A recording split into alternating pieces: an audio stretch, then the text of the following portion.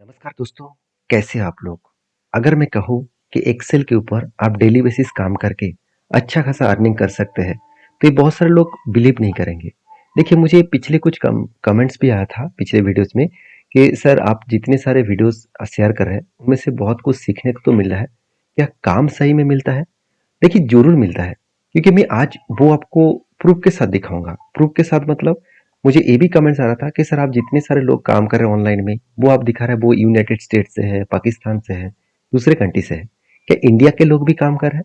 तो चलो आज 2 मतलब सर के बारे में मैं बताऊँगा, जो ऑनलाइन में अच्छा खासा अर्निंग कर रहे हैं और करोड़ों में छाप रहा है।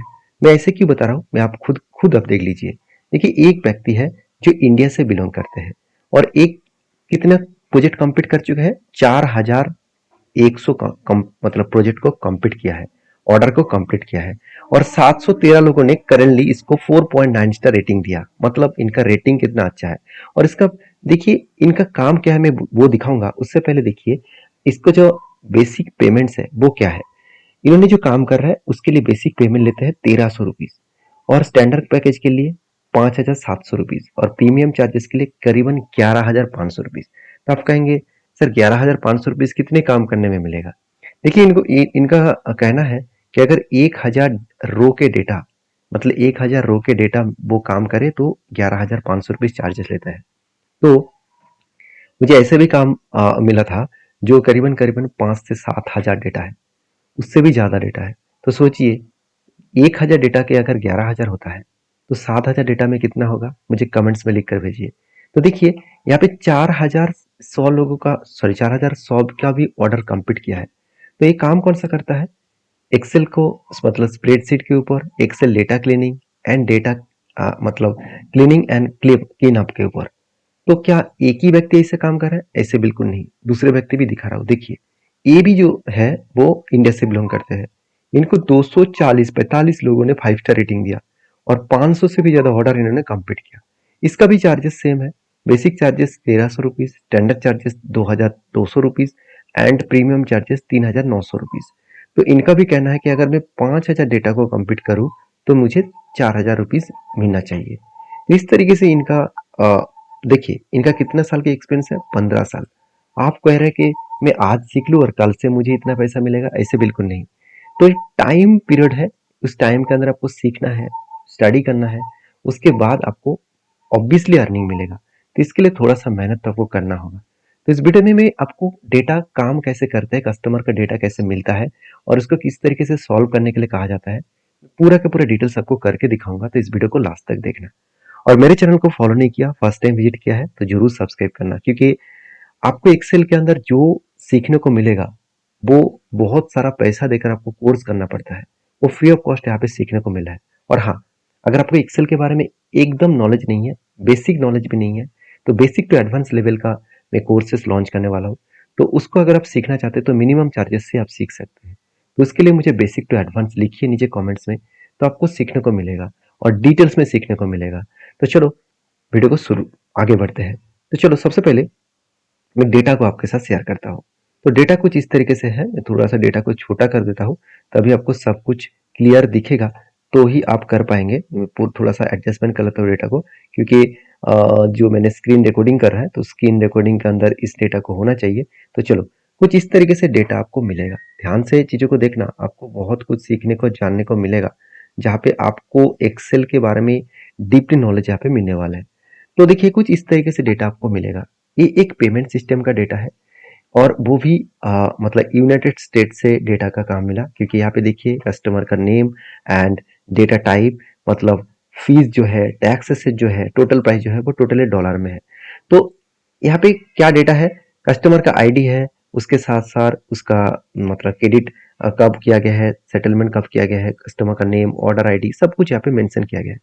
मगर यहाँ पे एक रिक्वायरमेंट ये है कि ये जो रिक्वायरमेंट है वो रिक्वायरमेंट बेसिकली यहाँ पे जो पेमेंट दिया गया है यूपीआई के माध्यम से, वॉलेट के माध्यम से, क्रेडिट कार्ड के माध्यम से, तो कस्टमर का रिक्वायरमेंट ये है कि कौन सा व्यक्ति यूपीआई से पेमेंट किया, कौन सा व्यक्ति ईएमआई मतलब क्रेडिट कार्ड से किया और कौन सा व्यक्ति बाकी वॉलेट ट्रांजेक्शन से किया। तो उसका मुझे लिस्ट चाहिए, मुझे डेटा चाहिए। तो मैं क्या करूंगा, चलो मैं सिंपल तरीके से आपको समझाऊंगा। सबसे पहले पूरा डेटा को सिलेक्ट करना, और हाँ, आप डेटा भी सोच रहे हैं छोटा मोटा नहीं है, अराउंड 400 के ऊपर डेटा है। तो आप देख सकते हैं 400 से ऊपर डेटा है। तो आप कंट्रोल लेके करके पूरा डेटा को सिलेक्ट कर लीजिए। उसके बाद जाना है इंसर्ट, उसके बाद पिवोट टेबल। देखिए पिवोट टेबल के ऊपर मैंने बहुत सारे वीडियो शेयर किया, तो ये भी एक वीडियो है, जरूर ध्यान से देखना। उसके बाद जस्ट ओके करना, तो कुछ इस तरीके से इंटरफेस आएगा। तो आपको क्या चाहिए, कस्टमर के रिक्वायरमेंट वाइज उसको चाहिए कि कस्टमर का नाम क्या है। तो कस्टमर का नेम को आपको रो पे रखना है। तो सारे कस्टमर का नेम यहाँ पे देखने को मिल जाएगा। अभी कस्टमर ने टोटल कितना फीस पेमेंट किया, टोटल फीस को आपको वैल्यू पे रखना है। तो यहाँ पे टोटल फीस आ जाएगा। उसके बाद हाँ, यहाँ पे डॉलर में नहीं आया, तो डॉलर में कैसे आएगा मैं आपको बताऊंगा। उसके बाद कस्टमर का जो रिक्वायरमेंट है कि पेमेंट सिस्टम मतलब मेथड कौन सा था। तो अगर मैं मेथड को फिल्टर में रखूँ, तो यहाँ पे फिल्टर में सारा डेटा दिखेगा। अगर मैं कार्ड से पेमेंट कौन सा व्यक्ति ने किया, ओके करूंगा तो कार्ड का कस्टमर आएगा। और यहाँ पे ना मतलब ईएमआई का अगर चाहूँ तो ईएमआई भी देख सकता हूँ। तो अलग अलग कैटेगरीज के यहाँ पे फिल्टरिंग होकर आ जाएगा। वॉलेट देखो तो वॉलेट दिखेगा। तो इस तरीके से कस्टमर का फिल्टरिंग डेटा हो गया। अभी दिक्कत वाला पॉइंट से है कि कस्टमर के रिक्वायरमेंट कुछ इस तरीके से थे कि मुझे सारे डेटा को अलग अलग सेल में फिल्टरिंग चाहिए, मतलब अलग अलग सेल में डेटा चाहिए। मतलब मैं यहाँ से अगर ईएमआई से देखूँ, तो ईएमआई का जो कस्टमर का डेटा है वही मुझे एक सीट में चाहिए। तो इस तरीके से मैं सीट वाइज कैसे करूँ, चलो मैं आपको दिखाता हूँ। सिंपल तरीका है। इतना इतना तो अब हो गया। अभी कस्टमर का और एक रिक्वायरमेंट भी था। जो पेमेंट किया गया है, वो पेमेंट जो बेसिकली दिया गया है, ध्यान से देखना। वो यहाँ पे क्रेडिट एट और उसके बाद देखिए सेटल एट, ये दोनों डेट मेंशन किया गया है। तो कस्टमर का कहना है कि जो सेटल एट किया गया है, कब सेटलमेंट किया गया है, उसका डेट भी मुझे चाहिए। कस्टमर के नेम के पास उसका डेट भी चाहिए। तो मैं क्या करूँगा, सेटल जो डेट है, सेटलमेंट जो आईडी है, इसको मैं रो पे रखूंगा। तो यहाँ पे सॉरी सॉरी, यहाँ पे मैं गलत ले लिया। यहाँ पे सेटल एट होगा, सेटल एट को मैं यहाँ पे रखूंगा। तो सारे डेट्स यहाँ पे मेंशन हो जाएगा। कौन सा व्यक्ति ने कितने बार पेमेंट्स किया और कितने बार सेटलमेंट किया, पूरा डेट यहाँ पे मेंशन हो गया। अभी मैं करूंगा इस डेटा को साइड में लेके आऊंगा।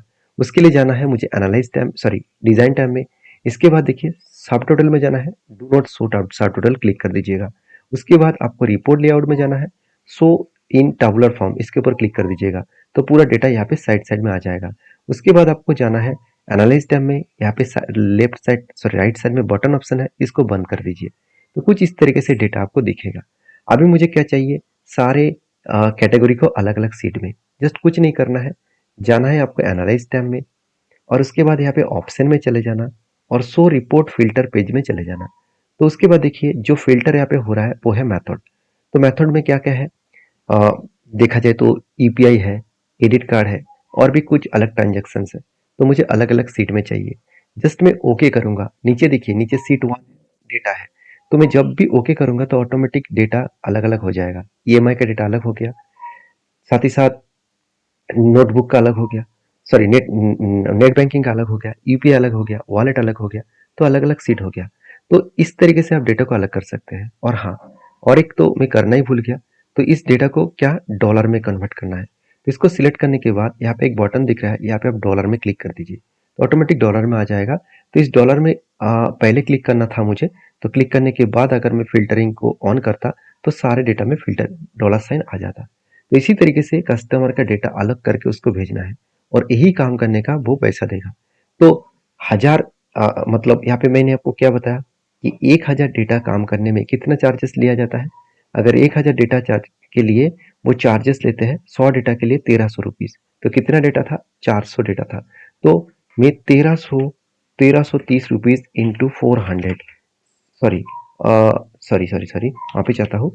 तो हाँ, ये 100 के लिए 1330, मतलब 400 के लिए 1330 इंटू 4। तो वे टोटल 5000 रुपीज यहाँ पे कमा सकते हैं।